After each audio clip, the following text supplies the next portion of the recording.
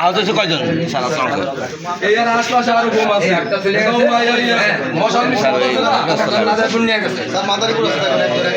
আচ্ছা হুজুরা থাকে, হুজুরা তাহলে মহিলারা থাকে। এই দেখেন তো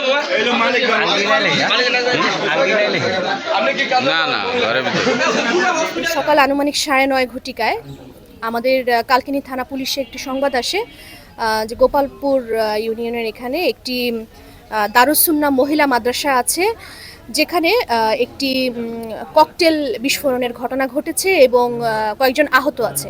এই সংবাদের ভিত্তিতে আমাদের কালকিনি থানা পুলিশ সাথে সাথে ঘটনাস্থলে এসে আপনার হচ্ছে ঘটনাস্থলটি হচ্ছে গিয়ে সিল করেন এবং এসে দেখতে পায় যে মাদ্রাসা যেটা আছে মহিলা মাদ্রাসা, তার পাশে একটি বাড়ি, সেই বাড়ির দরজার সামনের বৈঠকখানায় একটি বিস্ফোরণের ঘটনা ঘটেছে এবং সেখানে কিছু আলামত দেখতে পায় এবং যারা আহত আছে তাদের রক্ত আমরা পড়ে থাকতে দেখি।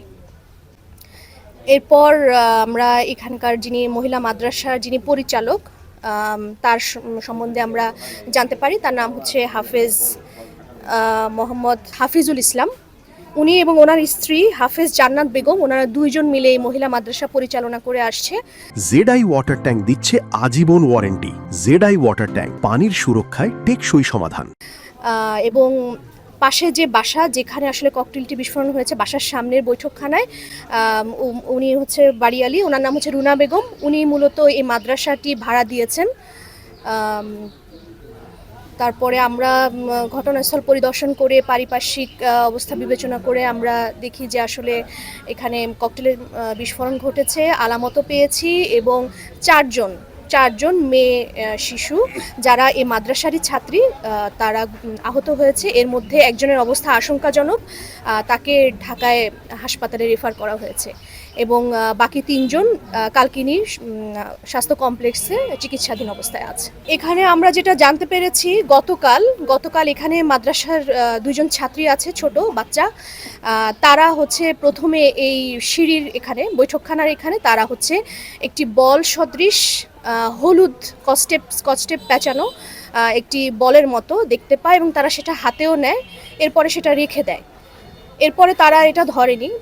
পরের দিন আজকে সকালে এই 9:30 আনুমানিক 9:30 ঘটিকায় এই বিস্ফোরণের ঘটনাটি ঘটেছে। আমরা অনুসন্ধান করছি, আমরা ইনভেস্টিগেট করে এর পিছনে কারা আছে, এই বল সদৃশ বোমা কে রেখেছে এবং এই যে বাচ্চাদের, ছোট শিশু বাচ্চাদের আহত হওয়ার পিছনে কারা মূল, তাদের আমরা খুঁজে বের করব এবং অবশ্যই আমরা আইনগত ব্যবস্থা যা নেওয়ার আমরা অবশ্যই নিব।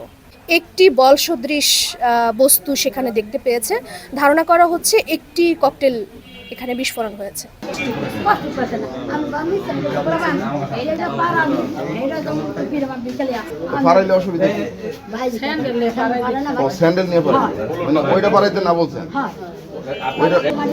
একেবারে গোল না একটু লম্বা টম্বা কেমন জানি মানে